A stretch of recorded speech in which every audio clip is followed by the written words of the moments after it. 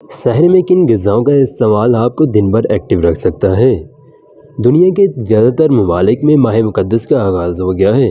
मुसलमान इस फ़र्ज़ की अदायगी के लिए सहरी में भरपूर खानों का एहतमाम करते हैं ताकि दिन भर रोज़ा अच्छा गुजर सके।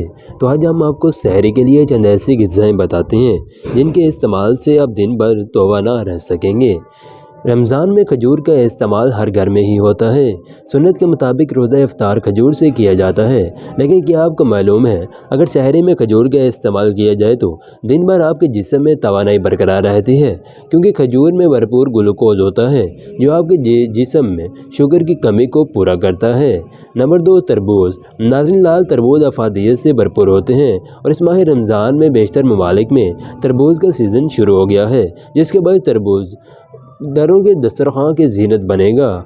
सहरी में तरबूज के इस्तेमाल को ज़रूरी इसलिए कहा जा रहा है क्योंकि कुदरत ने इसे पानी से भरपूर बनाया है, इसलिए तरबूज के इस्तेमाल से आपके जिस्म में पानी की कमी नहीं होगी।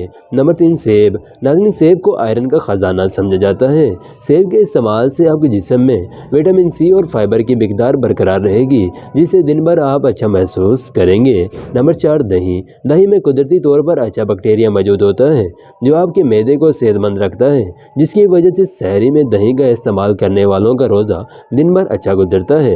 नंबर 5, दलिया। दलिया खाना सुन्नत भी है, साथ ही दलिया अफादियत से भरपूर होता है। दलिया में मौजूद फाइबर दिन भर इंसान को तवानाई फराहम करता है। नाज़रीन, ये थी हमारी आज की वीडियो। उम्मीद करता हूँ कि आपको पसंद आई होगी, और पसंद आई हो तो इसे लाइक ज़रूर कीजिएगा। अगर आप हमारे चैनल पर नए हैं तो इसको ज़रूर सब्सक्राइब कर लें, साथ लगे बेल आइकन के बटन को ज़रूर प्रेस करें ताकि इसी तरह की मज़ीद आने वाली वीडियोज़ का नोटिफिकेशन आपको बर वक्त मिल सके।